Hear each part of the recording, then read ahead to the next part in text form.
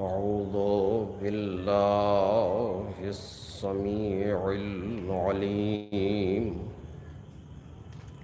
من الشيطان اللعين الرجيم. بسم الله الرحمن الرحيم. الحمد لله الذي هو الحق المبين، والصلاة والسلام والتحية والإكرام على العبد المرتضى والنبي المجتبى والرسول المصطفى أبي القاسم محمد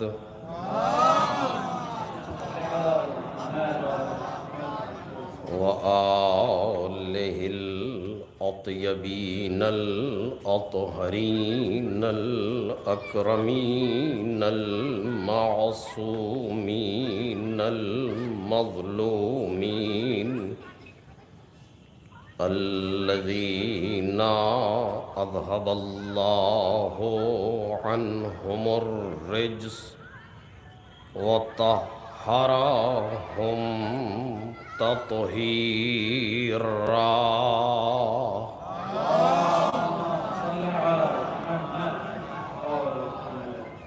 لا سيما ابن الزهراء بقية الله وآيته الكبرى واللعنة الأبدية على أعدائهم أجمعين. أما بعد، فقد قال سيدنا ومولانا علي بن موسى الرضا عليهم السلام: يا ابن الشبيب، إن سرك أن تكون معنا في الدرجات العلى من الجنان فاحزن لحزننا وافرح لفرحنا، وعليك بولايتنا. فلو أن رجلا تولى حجرا لحشره الله معه يوم القيامة. صلوات بر محمد رسول اللہ.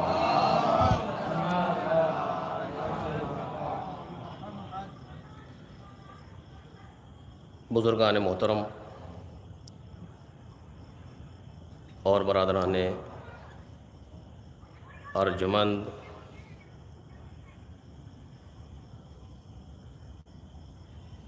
جناب امام رضا علیہ السلام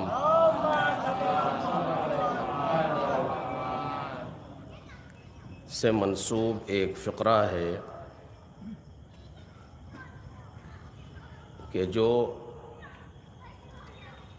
ان سے روزہ مجالس کے لیے بطور عنوان اخذ کیا جا رہا ہے.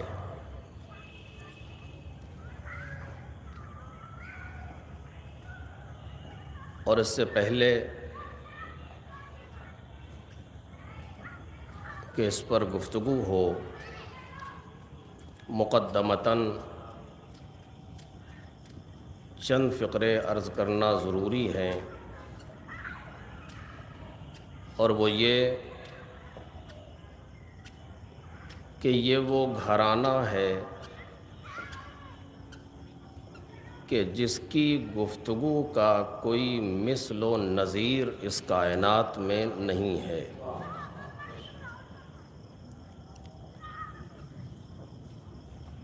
یہ اپنے آپ میں بے مثل و بے نظیر ہیں۔ جس طریقے سے قرآن مجید میں کی جانے والی گفتگو لاسانی ہے، اسی طریقے سے ناطقان قرآن کے لبوں پر آئے جملے لاسانی ہیں۔ نہ وہاں کوئی جواب لا سکتا ہے اور نہ یہاں کوئی جواب لا سکتا ہے۔ لہٰذا ہمارے لیے ضروری ہے کہ ہم ائمہ طاہرین کے جملوں سے اور ان کے فرمودات سے اپنے آپ کو قریب کریں۔ اگر ہماری زندگی میں ائمہ طاہرین کے کلام سے دوری ہے تو ہم جتنا ممکن ہے اس دوری کو ختم کریں، تاکہ ہماری ظلمانی زندگی نورانی بن سکے۔ اور جس طریقے سے ہم ظلمتوں میں گھرے ہوئے ہیں، اسی طریقے سے ہمارے اوپر نور کا سایہ ہو جائے۔ اگر ہم یہ چاہتے ہیں تو ضروری ہے کہ ہم اپنے آپ کو کلام معصومین علیہم السلام سے قریب کریں۔ اور انشاءاللہ گفتگو میں کچھ مثالیں پیش کی جائیں گی کہ کس طریقے سے، لیکن آج مقدمتاً عرض کر رہا ہوں، اور اگر ہم نے ایسا کر لیا تو اس سے نہ معصومین کا کوئی فائدہ ہے، نہ رسول اللہ کا کوئی فائدہ ہے، نہ دین مبین اسلام کا کوئی فائدہ ہے، نہ مذہب حق تشیع کا کوئی فائدہ ہے، نہ خداوند عالم کا کوئی فائدہ ہے۔ چونکہ ہم انہیں قبول کریں یا نہ کریں، ہم سے مراد ساری دنیا، انہیں قبول کرے یا نہ کرے، یہ امام تھے، ہیں اور رہیں گے۔ ساری دنیا انہیں قبول کرے، دنیا میں کوئی انہیں قبول کرے یا نہ کرے، یہ رسول تھے، ہیں اور رہیں گے۔ وہ خدا تھا اور ہے اور رہے گا۔ اس کا دین اگر اس نے ارادہ کر لیا تو کائنات میں باقی رہے گا، ہم دین کو قبول کریں یا نہ کریں۔ اس نے کہا اگر ہم چاہ لیں تو ہم لوگوں کو بدل کے دوسرے لوگ لے آئیں گے جو ہماری راہ پر چل رہے ہوں۔ یعنی کوئی یہ نہ سمجھے کہ اگر ہم نے دین سے دوری اختیار کر لی تو دین پر کوئی حرف آ جائے گا، نہیں۔ یا اگر ہم نے ائمہ طاہرین کی گفتگو کو مان لیا تو ان کا کوئی فائدہ ہو جائے گا، نہیں۔ یہ جو بھی کہا گیا ہے آیات میں، روایات میں، معصومین کے اقوال میں، یہ سب ہمارے اپنے فائدے کے لیے ہے۔ اور یہ بالکل درست ہے عزیزو کہ اگر ہماری زندگی نورانی بن سکتی ہے تو کوئی دوسرا راستہ نہیں ہے۔ میں ذمہ داری سے بات کر رہا ہوں آپ کے سامنے۔ صرف ایک راستہ ہے ہمیں اپنی زندگی کو نورانی بنانے کا کہ ہم اپنے آپ کو معصومین سے قریب کریں۔ اور ہر انسان، یہ بالکل پریکٹیکل اور عام جملہ ہے جس کو ہر انسان محسوس کر سکتا ہے، ہر انسان اپنی جگہ پر یہ محسوس کر سکتا ہے کہ وہ معصومین سے دور ہے یا نزدیک ہے۔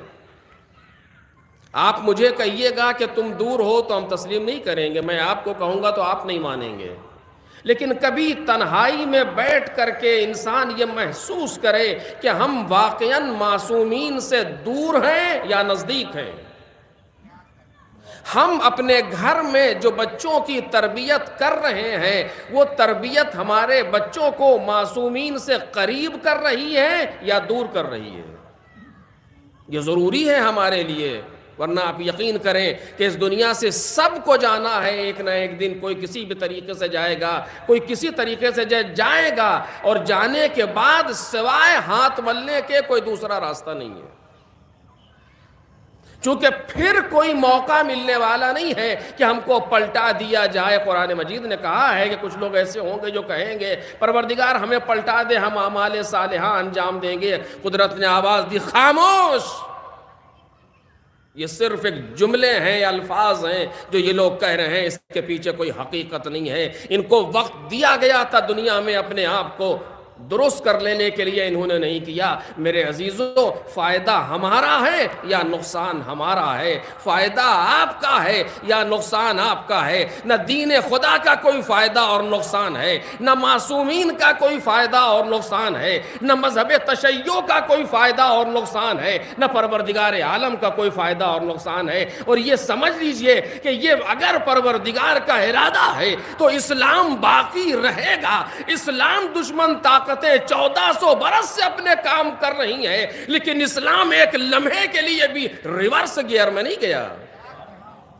آپ اٹھا کر کے دیکھیں تاریخ میں ایک ایسا دین کہ جو ایک گاؤں سے اٹھا تھا، مدینہ اور مکہ کوئی بہت بڑے سٹی اور بہت بڑے شہر نہیں تھے اس زمانے میں، ایک گاؤں سے اٹھنے والا دین اور ایک مذہب جس کے لیے ساری رکاوٹیں موجود تھیں، جس کے پاس کچھ نہیں تھا لیکن روکنے والے موجود تھے، ہر طرح سے روکا گیا لیکن دنیا نہ روک سکی۔ آج بھی ہر ممکن کوشش سے روکا جا رہا ہے لیکن نہیں روکا جا سکتا۔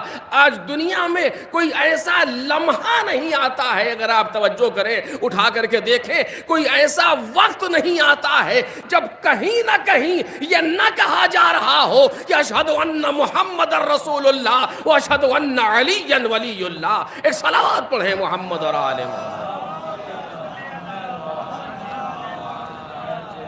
کوئی ایسا لمحہ پوری 24 گھنٹے میں، پورے 24 گھنٹے میں نہیں آتا کہ جہاں پر یہ جملہ نہ دہرایا جا رہا ہو۔ یہ کس بات کی علامت ہے کہ اگر خدا چاہ لے گا تو اپنے دین کو اس کائنات میں محکم کرے گا۔ بالکل وہی کیفیت مذہب تشیع کی ہے۔ کیا نہیں کیا گیا ہمارے ساتھ، لیکن اس کے بعد بھی ہم پوری دنیا میں باقی ہیں؟ کیا نہیں کیا گیا ہمارے ساتھ، اس کے باوجود ہم ہر جگہ موجود ہیں اور عزت کے ساتھ موجود ہیں، اپنی شناخت رکھتے ہیں، اپنے آپ کو پہچانواتے ہیں دنیا کے سامنے کہ ہمیں پہچانو ہم کس کے ماننے والے ہیں۔ نہ یہاں کوئی خوف ہے، نہ یہاں کوئی ہراس ہے، نہ ہمیں کوئی خوف ہے، نہ ہمارے مکتب اور مذہب کو کوئی خوف ہے۔ توجہ کریں، کبھی اگر وقت ہوگا اور موضوع ہوگا تو میں اس پر گفتگو کروں گا۔ نہ ہمیں کوئی خوف ہے اور نہ ہمارے مکتب و مذہب کو کوئی خوف ہے، چونکہ انسان زیادہ سے زیادہ کر سکتا ہے کہ ہم دنیا سے چلے جائیں، وہ تو یوں بھی ہمیں جانا ہے۔ آپ آج بھیج دیں گے، آج چلے جائیں گے، آپ نہیں بھیجیں گے کل خود ہی چلے جائیں گے۔ تو یہاں سے تو جانا ہی ہے۔ یہاں سے جانے کا مطلب خوف و ہراس نہیں ہے، یہاں سے جانے کا مطلب، لیکن یہ یاد رکھیے گا کہ ہمارا ہر جانے والا بھی کچھ نہ کچھ مکتب کی خدمت کر ہی جاتا ہے۔ ایک صلوات پڑھیں محمد اور آل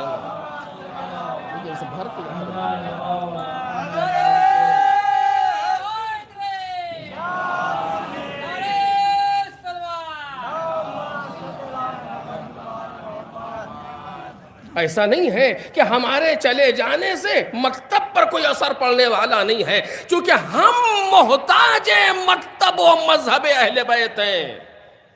مکتب و مذہب اہل بیت ہمارا محتاج نہیں ہے۔ اگر مالک نے ارادہ کر لیا کہ اس نے کر لیا ہے ارادہ، اور یہ کافی طولانی گفتگو ہے، اس نے ارادہ کر لیا ہے اور وہ آخر تک لے جا کے رہے گا، جو بھی اس بیچ میں رکاوٹ بنے گا وہ تو فنا ہو سکتا ہے لیکن مکتب اہل بیت کبھی نہیں رک سکتا۔ جب حجاج ابن یوسف جیسے لوگ نہ روک سکے، جب منصور دوانقی جیسے لوگ نہ روک سکے، جب متوکل عباسی جیسے لوگ نہ روک سکے، تو آج کی دنیا کے پاس کیا رکھا ہے کہ جو مکتب اہل بیت کو روک لے؟ ایک صلوات پڑھے محمد اور آل محمد۔ نہیں، اگر ہمیں اپنے وجود کو نورانی کرنا ہے تو اہل بیت تک جانا ہوگا، اگر ہمیں اپنے آپ کو نورانی کرنا ہے تو اہل بیت سے اپنے آپ کو قریب کرنا ہوگا۔ میں بالکل سنجیدہ گفتگو کروں گا آپ کے سامنے تاکہ ہماری بات پہنچ جائے، اور جو مقصد ہے کہ وہ کسی حد تک شاید حاصل ہو جائے کہ انسان اپنے آپ کو قریب کرے اہل بیت سے۔ آپ بھی آج جا کر کے سوچئے، میں بھی جا کر کے سوچوں گا کہ یقیناً کوئی کچھ بھی کہے، دنیا کچھ بھی کہے، آیا واقعاً ہم مولا کائنات سے قریب ہیں یا دور ہیں؟ کبھی سوچیں ہم؟ ایک لمحہ دے رہا ہوں، سوچئے اسی جگہ پر، کیا یا واقعاً ہم مولا کائنات سے قریب ہیں یا دور ہیں؟ ہماری ماں بہنیں سوچیں، واقعاً ہم جناب سیدہ سے قریب ہیں یا دور ہیں؟ اگر دل خود نہ بتا دے کہ کیا ہے تو بات ہی کیا ہے؟ اگر فکر سالم ہو اور قلب میں ذرا بھی انسانیت باقی ہو تو جواب ملے گا کہ انسان آل محمد سے نزدیک ہے یا دور ہے بالآخر۔ دیکھیں، کسی دوسرے کو بے وقوف بنانا آسان ہے، لیکن اپنے آپ کو تو بے وقوف نہیں بنا سکتے۔ جیسے فارسی کا ایک مقولہ ہے کہ اپنے سر پر تو کوئی ٹوپی نہیں پہنا سکتا، چونکہ خود کو تو معلوم ہے ہم کیا کر رہے ہیں۔ آیا ہم واقعاً آل محمد سے نزدیک ہیں یا دور ہیں؟ ہمیں یہ سوال ہے ہمارے لیے، ہمارے بعنوان باپ ہماری ذمہ داری ہے کہ ہمارے بچے آل محمد سے نزدیک آگے بڑھ رہے ہیں یا ہر آنے والا دن انہیں دور کر رہا ہے آل محمد سے؟ ذمہ داری نہیں ہے؟ بعنوان دوست ہماری ذمہ داری ہے کہ ہمارا دوست آل محمد سے قریب ہو رہا ہے یا دور ہو رہا ہے بالآخر۔ بعنوان شوہر ہماری ذمہ داری ہے کہ ہماری زوجہ آل محمد سے دور ہو رہی ہے یا قریب ہو رہی ہے۔ بعنوان زوجہ ذمہ داری ہے کہ ہمارا شوہر آل محمد سے دور ہو رہا ہے یا قریب ہو رہا ہے۔ دیکھیں آپ، یہ ذمہ داری نہیں ہے۔ ذمہ داری چھوڑ بھی دیں، اس میں فائدہ ہے کہ نہیں ہے؟ بھئی اگر ہم آل محمد سے دور ہو گئے تو زندگی ہماری ظلمانی ہوگی، یاد رکھیں۔ ہماری زندگی میں اندھیرا آئے گا، کوئی کچھ نہیں کر سکتا۔ میں نے پھر کہوں گا آپ سے کہ میں ذمہ داری سے بات کر رہا ہوں، کوئی دنیا میں کچھ نہیں کر سکتا۔ اگر آل محمد سے دور ہو کر کے مر گئے اس دنیا میں تو مشکلات کا سامنا ہے۔ کوئی کچھ بھی نہیں کر سکتا، آپ کسی کے پاس چلے جائیے۔ اگر انسان آل محمد سے دور رہ کر کے مر گیا تو کوئی فائدہ نہیں ہے کسی کے لیے کچھ بھی، بہت سخت مسائل ہیں اس کے بعد۔ لیکن اگر آل محمد سے قریب رہ کر کے مر گیا تو ساری منزلیں آسان ہیں یہاں سے وہاں تک۔ نہ دنیا میں کوئی مشکل ہے کسی کے لیے، نہ دنیا کے بعد کوئی مشکل ہے کسی کے لیے۔ بس میں اس سے زیادہ اس میں وقت نہیں لوں گا، باتیں بہت ہیں اس مقام پر، لیکن بس روک کر کے آگے بڑھ رہا ہوں۔ اسی جگہ سے آل محمد سے اپنے آپ کو قریب کریں۔ کیسے قریب کریں؟ بس اسی پر 2-3 جملے، اور آج اس مقدمے میں بات زیادہ، چونکہ وقت میں آپ نے سنا کہ کافی تاخیر ہو چکی، اس وقت مجلس کو ختم ہو جانا چاہیے تھا، اور انشاءاللہ آئندہ 2 دنوں میں شاید اس وقت ختم ہو جائے گی مجلس، لیکن آج بہرحال چونکہ کافی دیر میں شروع ہو رہی ہے، 2-4 جملے جلدی اور سنیں کہ کیسے معلوم ہو کہ ہم آل محمد سے دور ہیں یا نزدیک ہیں۔ اس میں گفتگو ہوگی انشاءاللہ بعد میں۔ آج جو بات کہنا چاہتا ہوں، توجہ ہوں، پرانے نہ ہونے کی بات پر دیکھیے، قرآن مجید نے کسی بات کو ریپیٹ نہیں کیا۔ آپ اسے مانیں گے؟ دیکھیے کوئی نہیں مان رہا نا، چونکہ سب خاموش ہیں۔ قرآن مجید میں کوئی بات ریپیٹ نہیں ہوئی، تکرار نہیں ہے قرآن مجید میں۔ آپ کہیں گے ہے کیسے نہیں؟ 114 مرتبہ بسم اللہ الرحمن الرحیم قرآن مجید میں ہے، تکرار نہیں ہے۔ نہ جانے کتنی مرتبہ قرآن مجید نے کہا فَبِأَيِّ آلَاءِ رَبِّكُمَا تُكَذِّبَانِ، تکرار نہیں ہے۔ کیسے کہہ رہے ہیں تکرار نہیں ہے؟ دیکھ رہے ہیں آپ، یہی تو قرآن ہے، یہی تو قرآن ہے۔ علماء نے کہا ایک مرتبہ بھی قرآن مجید نے کہیں تکرار نہیں کی۔ اگر 114 مرتبہ کہہ رہا ہے بسم اللہ الرحمن الرحیم تو ہر مرتبہ ایک نئے معنی پیدا کر رہا ہے. اگر کتنی مرتبہ کہتا ہے فَبِأَيِّ آلَاءِ رَبِّكُمَا تُكَذِّبَانِ تو ہر مرتبہ ایک نئے معنی کو پیدا کرتا ہے. جو کا تو کبھی تکرار کرتا ہی نہیں ہے. جو جس آیت کے بعد آ رہا ہے یا جس آیت سے پہلے آ رہا ہے یہ تکراری جملہ, اس آیت سے ملا کر کے دیکھیے نئے معنی پیدا کرے گا. ایک صلوات پڑھے محمد اور آل محمد. یہ شان قرآن ہے, یہ انداز قرآن ہے. علماء نے بیان کیا, اب اٹھا کر کے دیکھیں. حتیٰ آپ جو دن بھر میں بسم اللہ الرحمن الرحیم اگر بار بار کہتے ہیں, ہر بار ایک نئے معنی دیتا ہے. گھر سے نکلے بسم اللہ الرحمن الرحیم, کھانا شروع کیا بسم اللہ الرحمن الرحیم, کالج میں داخل ہو رہے ہیں بسم اللہ الرحمن الرحیم, اسکول میں قدم رکھا بسم اللہ الرحمن الرحیم, کسی کے گھر میں قدم رکھا بسم اللہ الرحمن الرحیم. حتیٰ روایات میں ہے واش روم میں جا رہے ہو کہو بسم اللہ الرحمن الرحیم. دیکھ رہے ہیں آپ, ہر مرتبہ ایک نئے معنی دے گا. بسم اللہ الرحمن الرحیم گھر میں داخل ہوتے وقت, گھر میں داخل ہو رہا ہوں اس اللہ کے نام سے جو رحمان و رحیم ہے. کھانا کھاتے وقت کھانا کھا رہا ہوں اس اللہ کے نام سے جو رحمان و رحیم ہے. توجہ کریں, ہر مرتبہ ایک نئے معنی پیدا کرتا جائے گا. ایک صلوات پڑھے محمد اور آل محمد. اب بات آ گئی ہے, صرف ایک لفظ جلدی سنیے تو کہیں گے آپ اس میں کون سی خاص بات ہے. اگر ہم دن میں 3 بار کھانا کھاتے ہیں تو کم از کم 3 مرتبہ تو ایک ہی بات کہہ رہے ہیں کہ کھانا کھانے کی ابتدا کرتا ہوں اللہ کے نام سے جو رحمان و رحیم ہے. تو ہر مرتبہ ہے کہ جی نہیں, نیا ہے ہر مرتبہ. کیوں چیز کہ جس کھانے کو آپ کھا رہے ہیں یہ پہلی مرتبہ کھا رہے ہیں اور آخری مرتبہ کھا رہے ہیں. ڈریے گا نہیں, ہاں یہ لکھنؤ ہے, آخری مرتبہ کھایا ہے آپ نے. آج جو بھی آپ کھا کر کے آئے ہیں جا کے کھائیں گے, آپ یقین کریں خدا کی قسم آخری مرتبہ کھائیں گے. اس کے بعد کبھی اس کو نہیں کھا سکتے. پہلی مرتبہ کھائیں گے اور آخری مرتبہ کھائیں گے. کیوں؟ کل جو آپ کھائیں گے وہ ایک دن لیٹسٹ ہوگا, وہ نہیں آ سکتا جو آپ نے آج مثلا کھا لیا. 21 تاریخ کو رات میں جو ڈنر کیا اب یہ کبھی واپس نہیں آئے گا جب تک زندہ رہیں گے. 21 تاریخ آئے گی 2023 کی ہوگی, اب دوبارہ آنے والا نہیں ہے. ہر مرتبہ ایک نئے معنی دے کر کے جا رہا ہے. ایک صلوات پڑھے محمد اور آل محمد. قرآن مجید کبھی پرانا نہیں ہوتا, کبھی فرسودہ نہیں ہوتا. یہ مجھ جیسا انسان کیا کہے گا, لیکن جن لوگوں نے قرآن سے اپنے آپ کو وابستہ کیا ہے اور حشر و نشر کیا ہے ان سے آپ معلوم کریں, وہ کہتے ہیں قرآن مجید کبھی پرانا نہیں ہوتا. کتنی مرتبہ ہم کو ایسے لوگ موجود ہیں, ابھی بھی موجود ہیں. ایسا نہیں کہ لوگ کہتے ہیں آپ انہی لوگوں کی باتیں کرتے جو مر گئے, ایسے تھے ویسے تھے. جی نہیں, ایسے ہیں ابھی حوضے میں. ایک ایسا انسان ہے اس وقت حوضہ علمیہ کے اندر کہ جو واقعاً ایک عجوبہ شخصیت ہے. ہندوستان بھی آ چکے, ایک عجیب و غریب شخصیت ہے, مختلف علوم پر ماہر, مختلف چیزوں پر ماہر, درس خارج کہنے والے, آیت اللہ العظمیٰ بھی ہیں, ڈاکٹر بھی ہیں, PhD بھی ہیں, 8 سال جنگ کے میدان, نہ جانے کیا کیا. آج بھی کہتے ہیں کہ میں درس خارج کہنے پر جو مطالعہ کرتا ہوں اس سے زیادہ قرآن کا مطالعہ کرتا ہوں, اور ہر مرتبہ قرآن نئے مطالب ہمیں عطا کرتا ہے. ایک صلوات پڑھے محمد اور آل محمد.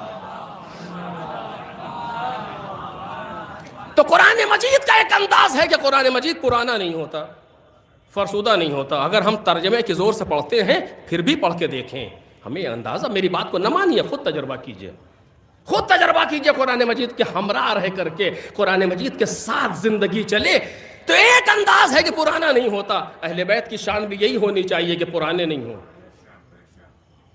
اہل بیت کی بھی شان یہی ہونی چاہیے کہ پرانے نہ ہوں. اور اگر کوئی تذکرہ پرانا ہو جائے تو پھر وہ اہل بیت نہیں.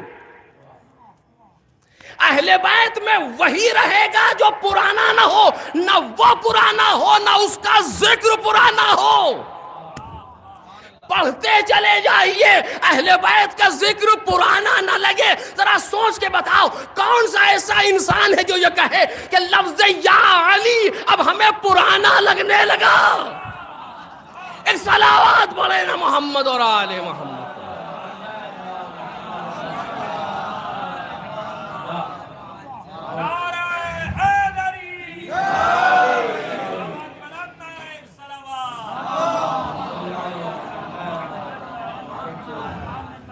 کون سا ایسا انسان ہے جو یہ کہے کہ لفظ یا علی ہمیں اب پرانا لگنے لگا؟ کتنا کہے یا علی، ختم کیجئے، بس کیجئے۔ کوئی ہے جو ایسا کہے؟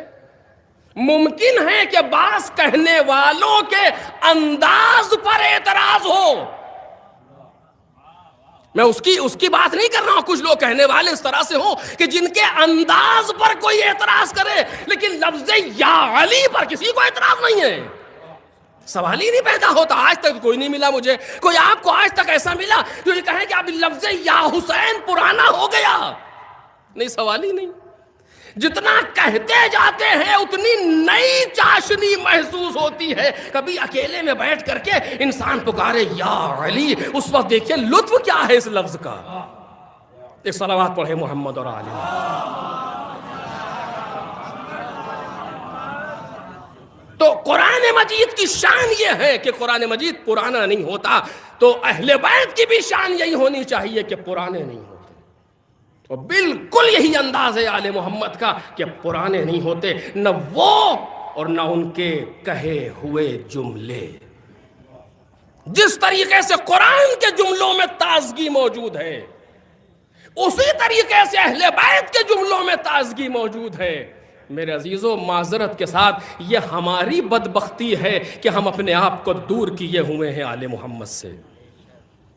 یہ ہماری مشکل ہے کہ اپنے آپ کو دور کیے ہوئے ہیں قرآن مجید سے، ورنہ اہل بیت نے کیا نہیں دیا ہمیں۔ بالکل ایسے ہی ہے کہ گھر میں سمندر رکھ کے پیاسے ہیں، ایسا ہے بالکل۔ آج بھی وہ امام رضا سلام اللہ علیہ کہ جو 203 ہجری میں دنیا سے چلے گئے، لیکن جو دے گئے ہیں لوگوں کے لیے وہ پرانا ہونے والا نہیں ہے۔ اور بس یہاں پر میں ایک بات کہوں گا اور یہ باب بند ہو جائے، کل پھر دوسری گفتگو کہ توجہ کیجئے۔ رسول اللہ نے اپنی 23 سالہ زندگی میں کیا دیا؟ کہ قیامت تک آنے والی تمام مشکلات کا حل دیا رسول اللہ نے، چونکہ آخری رسول ہے۔ 23 سالہ زندگی میں 13 سال مکہ، 10 سال مدینہ، قیامت تک آنے والی مشکلات کا حل دیا، قرآن مجید کی صورت میں، اہل بیت کی صورت میں۔ اب جب قیامت تک آنے والی مشکلات کا حل پیغمبر چھوڑ رہے ہیں، کن چیزوں میں؟ کہ 2 چیزوں میں، قرآن اور اہل بیت۔ اس کا مطلب یہ ہے کہ اہل بیت کی ساری فرد، یہ ذرا سا اہم جملہ ہے، اس پر توجہ کیجئے گا، اہل بیت کی ساری فرد ایک دوسرے سے وابستہ ہیں، کڑی سے کڑی جڑی ہوئی ہے، سارے افراد آل محمد کے، یعنی مولائے کائنات سے آپ شروع کریں اور امام عسکری تک آ جائیے، ایک سے ایک کڑی جڑی ہوئی ہے۔ میں کیسے آپ کے سامنے عرض کروں، چونکہ موضوعات اتنے زیادہ ہوتے ہیں کہ بعض اوقات ذہن میں ترتیب دینا سننے والوں کے لیے مشکل نہ ہو جائے کہیں۔ کبھی آپ نے سوچا کہ ایسا کیوں ہے کہ جب اہل بیت کی ساری فرد ایک جیسی ہیں تو ہم ایک ہی کو کیوں نہ مان لیں؟ سب کو کیوں مانیں؟ یہ آپ سے کہا جائے اگر کہ لکھنؤ میں 5 ڈاکٹرز ہیں ہارٹ کے، کارڈیولوجسٹ 5 ہیں، سب بالکل ایک جیسے، تو آپ 5 کو دکھائیں گے؟ کسی ایک کو دکھا لیجیے، بہت ہے۔ آپ کہہ رہے ہیں نا 14 میں ذرہ برابر کوئی فرق نہیں ہے، سرے منہ ان 14 میں ذرہ برابر کوئی فرق نہیں ہے۔ باپ ہونا، بیٹا ہونا، بیٹی ہونا، نانا ہونا، نواسا ہونا، دادا ہونا، پوتا ہونا، سب دنیا کے رشتے ہیں. آل محمد کی حقیقت میں کوئی فرق نہیں ہے، سب کے سب ایک جیسے، رسول اللہ سے لے کر حضرت حجت تک سب ایک جیسے، کوئی فرق نہیں ہے. تو پھر سب کو کیوں مانے؟ کسی ایک کو مان لے بات کافی ہے؟ نہیں. اگر کسی ایک کو بیچ میں نہ مانا تو انسان کا ایمان رخصت ہو جائے گا، کامیاب نہیں ہو سکتا انسان. کسی ایک کو بیچ میں نہ مانے. بس سارے اماموں کو مانتا ہے، امام صادق کے بارے میں نہیں، بس باقی اور سب ٹھیک ہے، سب کو مانیں گے، ان کو نہیں مانیں گے. کہا ہو ہی نہیں سکتا. کافر ہو، مشرک ہو، لفظ عمدن کہہ رہا ہوں، کافر ہے یہ انسان، مشرک ہے یہ انسان باطناً. سب کو مانیں گے ہم، مثلا امام عسکری علیہ السلام کے بارے میں نہیں، ان کو نہیں، سوال ہی نہیں پیدا ہوتا کہ 11 کو ماننا بیکار ہو جائے گا اگر ایک کو نہیں مانا. 13 کو ماننا بیکار ہو جائے گا اگر ایک کو نہیں مانا، کسی 14ویں کو یا 12ویں کو. کیوں ہے ایسا؟ اب اس پر تو بحث نہیں کروں گا زیادہ، لیکن صرف ایک بات کہہ کر کے بات کو تمام کر رہا ہوں. کیوں ہے ایسا؟ اگر کڑی سے کڑی جڑی نہ ہوتی، توجہ کیجئے، اگر کڑی سے کڑی جڑی نہ ہوتی تو نہیں مانا، نہیں مانا. لیکن چونکہ 1 سے لے کر کے 14 تک ایک پورا سلسلہ ہے، اگر ایک کو بیچ میں چھوڑو گے تو زندگی کا کوئی ایک رخ خالی ہو جائے گا.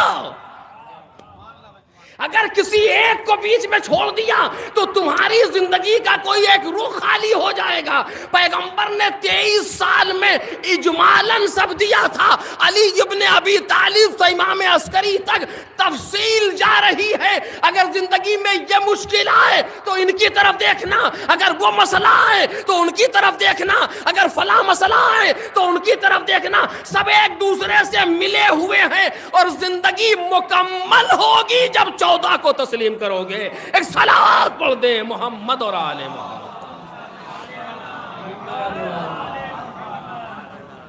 یہ صرف کوئی عقیدے کا اور عقیدت کا جملہ نہیں ہے، بلکہ حقیقت اور پریکٹیکل کا جملہ ہے کہ تمہاری زندگی نامکمل رہ جائے گی اگر کسی ایک کو چھوڑا. کیوں؟ چونکہ ایک رخ کوئی ایک بیان کرے گا، دوسرا کوئی دوسرا رخ بیان کرے گا. اب اس پر وقت ہو اور انسان ائمہ طاہرین پر گفتگو کرے کہ کیسے. اسی لیے کتاب لکھی گئی اور اس کتاب کا عنوان ہے، رہبر معظم نے کتاب کی اور اس کتاب کا عنوان ہے 250 سالہ انسان، 250 سالہ انسان، مولا کائنات سے امام عسکری تک. یعنی ایک انسان کی زندگی میں جتنے رخ ہو سکتے ہیں وہ سب ان 12 نے بیان کر دیے. اگر کسی ایک کو چھوڑا تو ایک رخ چلا جائے گا. اب ہمیں دیکھنا ہے کہ ہم جس کے لیے بیٹھے ہیں اس نے زندگی کا کون سا رخ بیان کیا،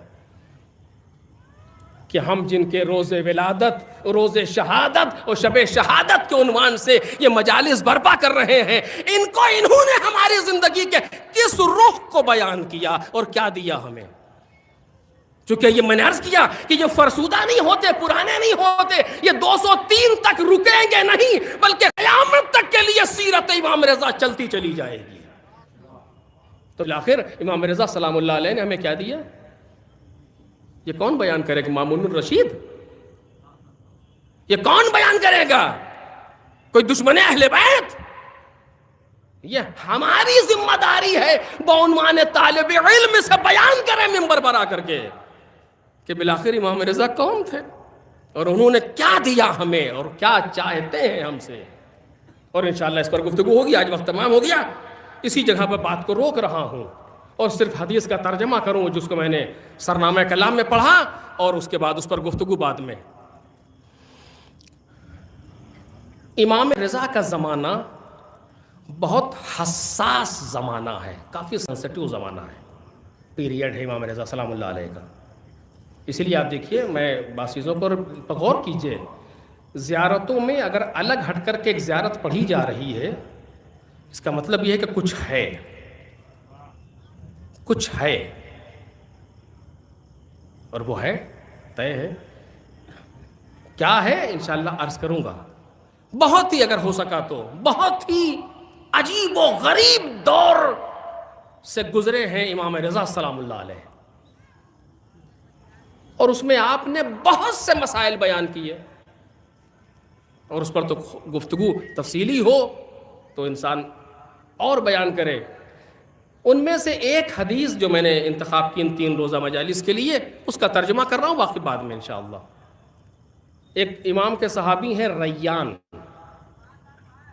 شبیب کے بیٹے ریان، امام رضا سلام اللہ علیہ کے صحابی ہیں۔ صلوات پڑھے محمد اور آل محمد۔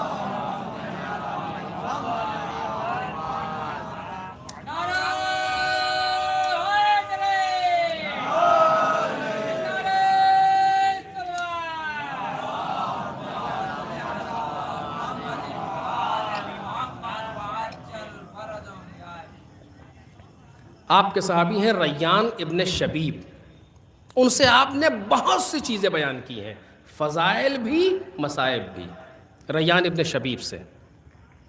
اس میں سے ایک حدیث کا مسلسل احادیث ہے، اس کا ایک فقرہ میں نے ان کے لیے انتخاب کیا ان مجالس کے لیے، اس کا صرف ترجمہ آج کر رہا ہوں، باقی بعد میں۔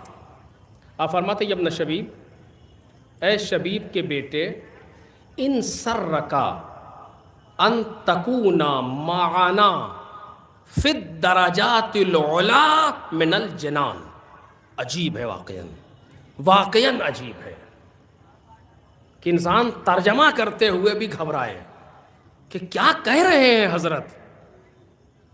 اے شبیب کے بیٹے، اگر تمہیں یہ بات خوشحال کرتی ہے کہ تم جنت کے بلند مقامات پر ہمارے ساتھ رہو، عجیب، سوچیں آپ، خود جنت میں جانا ایک مسئلہ ہے،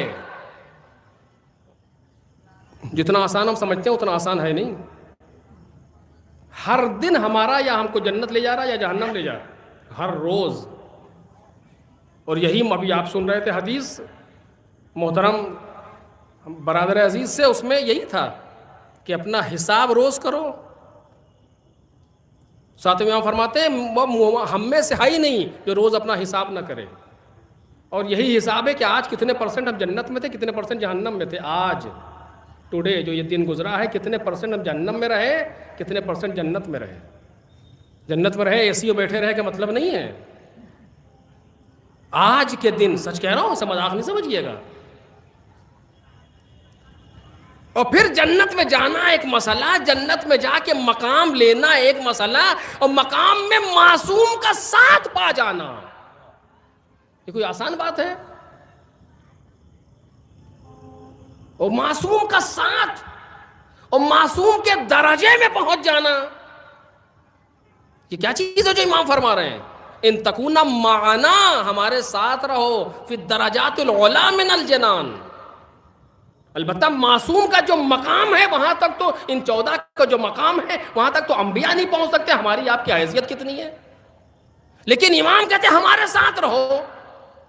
اب جیسے یہاں بھی آپ دیکھ لیں نا، یہ سارا مجمع ہمارے ساتھ ہے، لیکن کوئی 2 میٹر کے فاصلے پر، کوئی 20 میٹر کے فاصلے پر، لیکن ہیں سب ساتھ۔ ایسے ہی وہاں بھی ہوں گے۔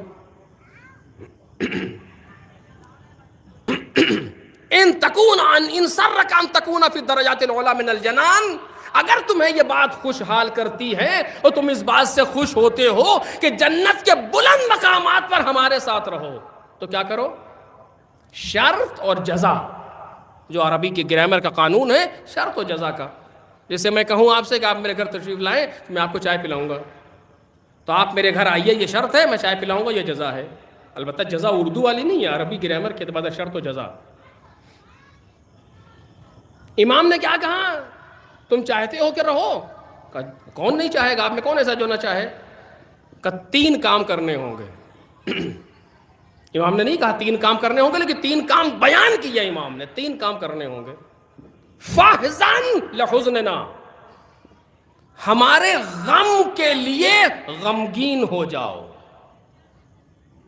وَافْرَحْ لِفَرَحِنَا، اور ہماری خوشی کے لیے خوش رہو۔ وَعَلَيْكَ بِوِلَایَتِنَا، اور اپنے اوپر ہماری ولایت کو لازم قرار دو۔ یہ 3 چیزیں، توجہ کریں آپ۔ یہ تین چیزیں اپنے اوپر ہماری ولایت کو لازم قرار دو. پھر امام فرماتے فلو، میں ترجمہ کر رہا ہوں، گفتگو بعد میں کروں گا، فلو ان رجلا تولا حجرا لحشرہ اللہ یوم القیامہ معہ یوم القیامہ. اگر کوئی انسان ایک پتھر سے بھی رشتہ ولایت کو برقرار کرے گا تو پروردگار عالم اس پتھر کے ساتھ اسے محشور کرے گا قیامت کے دن. پتھر سے رشتہ ولایت کیسے برقرار ہوتا ہے کہیں اور کوئی سمجھے نہ سمجھے، ہم تو خوب سمجھتے ہیں. ایک صلوات پڑھے محمد اور آل محمد. ایک پتھر کے ساتھ بھی اگر رشتہ ولایت تم نے دوستی اور محبت اور دل کا قلب کا رشتہ، عرض کروں گا اس کے اوپر، اگر تم نے برقرار کر لیا، ہم تمہیں اسی پتھر کے ساتھ روز قیامت محشور کریں گے. کئی باتیں امام نے کہیں؟ تین، اور بس اسی میں مجلس تمام ہو رہی. ایک چیز پر، اس پر ہمارے غم کے لیے غمگین ہو اور ہماری خوشی کے لیے خوشحال ہو. عجیب ہے. تو آپ تو سوچیں گے تو ہم کرتے ہی یہی ہیں، اس میں کون سی خاص بات ہے؟ ہم تو یہی کرتے ہیں، خوشی میں خوش رہتے ہیں، غم میں غمگین رہتے ہیں. لیکن یہ کلام امام ہے، آسان نہیں ہے. اور صرف ایک بات کہہ کر کے بند کر رہا ہوں اس باب کو. امام نے یہ نہیں کہا کہ ہماری خوشی میں خوش رہو، کہتے ہیں ہماری خوشی کے لیے خوش رہو. وفرح فی فراہنا نہیں ہے کہ ہماری خوشی میں خوشحال رہو، نہیں، ہماری خوشی کے لیے خوشحال رہو. یعنی تمہیں خوشی میں بھی یہ تصور رہے کہ ہم جس طرح سے خوشی منا رہے ہیں اس سے امام خوش ہو رہے ہیں یا نہیں. آزاد نہیں ہو خوشی میں بھی، میں نہیں کہہ رہا ہوں، امام فرما رہے ہیں آزاد نہیں ہے خوشی میں بھی، جیسے چاہے خوشی منا لے. اگر امام یہ کہتے ہیں ہماری خوشی میں خوشی مناؤ، خوش ہو جاؤ، تو جیسے ہم چاہتے خوش ہو جاتے. کہا نہیں، ہماری خوشی کے لیے خوشی کرو. وفرح لے فراہنا، ہماری فرح اور ہماری خوشی کے لیے خوش ہو جاؤ. تو اب جب ان کی خوشی کے لیے خوش ہونا ہے تو دیکھنا پڑے گا وہ کیسے خوش ہوتے ہیں. اگر فرض کیجئے کوئی خوشی کا موقع ہو اور مولا کائنات تشریف فرما، آپ کیا کریں گے؟ کیسے خوشی منائیں گے؟ ہمت ہی نہیں پڑے گی کچھ کہنے کے، کچھ سننے کی جتنی آسانی سے. کیوں؟ چونکہ امام موجود ہے تو جس طرح چاہیے منائیے کا سوال ہی نہیں ہوتا. ان کی شان کو مد نظر رکھیں گے اپنے افعال کے پہلے، ان کے مقام کو مد نظر رکھیں گے اپنے کاموں کے پہلے. تو کوئی فرق ہے امام کے یہاں بیٹھنے میں یا نجف میں ہونے میں؟ ایک صلوات پڑھے نا محمد اور آل محمد.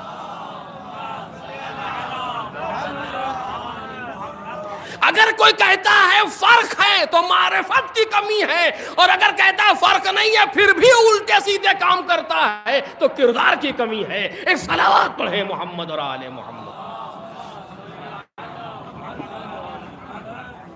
اور اس کے بعد کہتے ہیں فحزن لحزننا، ہمارے غم کے لیے غمگین ہو جاؤ. اس میں بھی آزاد نہیں ہو، جیسے چاہو غم ملانو نہیں، ویسے جیسے ہم چاہتے ہیں، جیسے ہم چاہتے ہیں. ہم کون؟ امام رضا سلام اللہ علیہ. اب اس کو دوبارہ اس پر گفتگو نہیں کروں گا چونکہ حدیث میں ہے، لہذا جلدی سے عرض کر رہا ہوں. کل دوسری گفتگو ہے کہ فحزن لحزننا، ہمارے غم کے لیے غم مناؤ. اور بس میں اس سے زیادہ آپ کا وقت نہیں لوں گا. اسی ریان ابن شبیب سے امام نے کہا سنو، ان کنت باکیا للشیء، اے ریان اگر تمہیں کسی چیز پر رونا آئے تو فبکِ للحسین ابن علی ابن ابی طالب، تو تم حسین ابن علی ابن ابی طالب پر رونا. امام کہہ رہے ہیں اگر تمہیں کسی چیز پر رونا آئے، نکرہ استعمال کیا ہے، ان کنت باکیا لشیء، کسی چیز پر تمہیں اگر رونا آئے تو تم اس پر نہ رونا، میرے جد حسین پر رونا. کیا مطلب ہے اس چیز کا؟ ابھی آپ نے کہا کچھ دن پہلے بھی 40واں انشاءاللہ ان مجالس کے بعد ہے، ان سورہ فاتحہ بھی آپ نے پڑھا، ان 4 جوانوں کے لیے جو ایکسیڈنٹ سے جن کا انتقال ہوا، ایک ساتھ گئے، 4 گھر ایک ساتھ اجڑ گئے، جنازہ آپ نے اٹھتے ہوئے دیکھا، ان 4 کا کتنا عجیب منظر تھا، جس کا کوئی ربط بھی نہیں تھا ان سے، نہ رشتہ داری، نہ دوستی، نہ کوئی کچھ بھی نہیں تھا، وہ بھی کھڑا تھا اور رو رہا تھا۔ لیکن جب کوئی ایسا منظر بھی سامنے آئے نا دل خراش، تو اس پر نہیں، اس سے پہلے حسین پر رو۔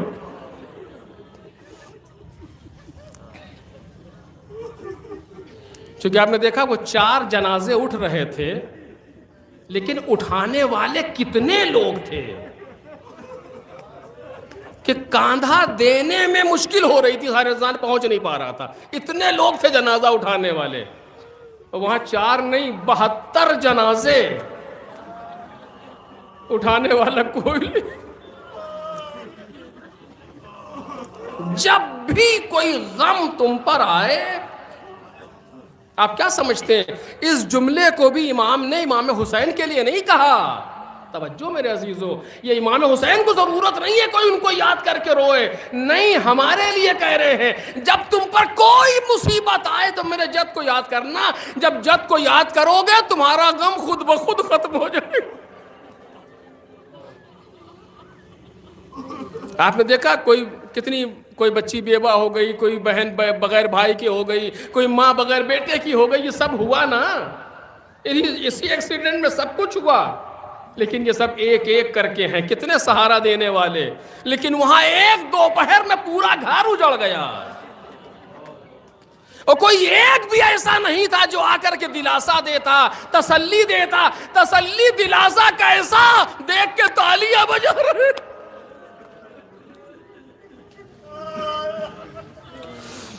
دیکھ کے شادیانے بجا رہے ہیں، تماچے مار رہے ہیں۔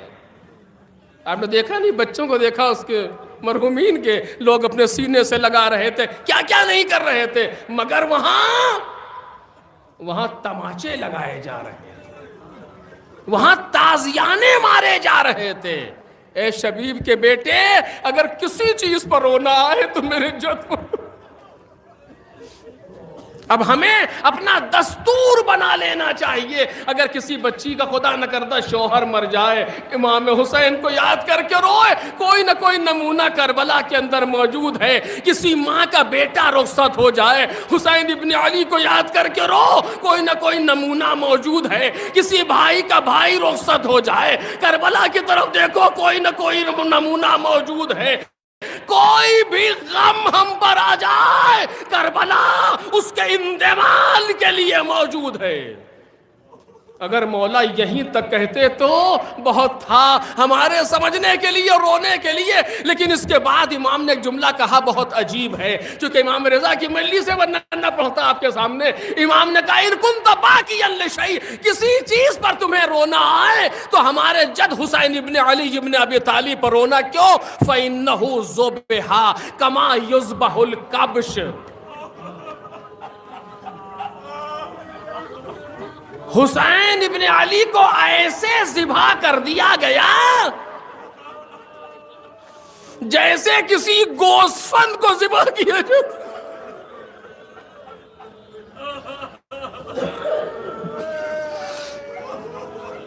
امام خود جانے امام نے یہ تشبیہ کیوں دی، امام نے یہ مثال کیوں دی، اور کس طریقے سے کہا کما یذبح الکبش، ایسے ذبح کیا گیا جیسے کسی گوسفند کو ذبح کیا جاتا۔ کیوں کہا یہ جملہ؟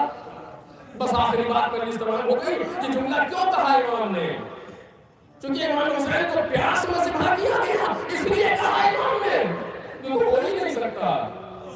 کیوں آپ نے سنا ہے نا کہ امام سجاد بازار سے گزر رہے تھے، ایک قصاب ایک جانور کو ذبح کرنے کے لیے لٹا چکا تھا، اس نے امام کو آتے ہوئے دیکھا تو چھری ہٹا لی، کنارے کھڑا ہو گیا۔ امام نے کہا بھائی تیرا یہ کام ہے، میں تجھے ذبح کرنے سے منع نہیں کرتا، صرف اتنا بتا دے تو نے پانی پلایا۔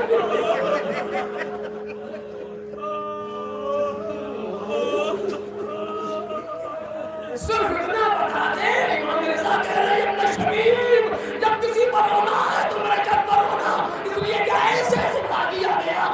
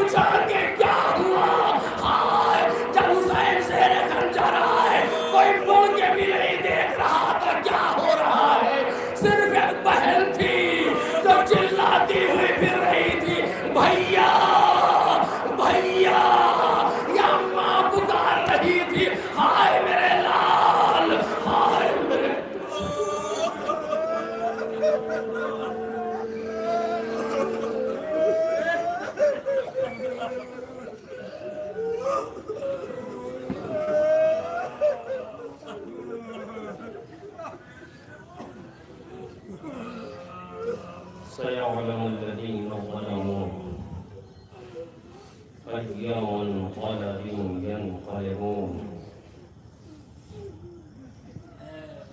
ألا لعنة الله على القوم الظالمين إنا لله وإنا إليه راجعون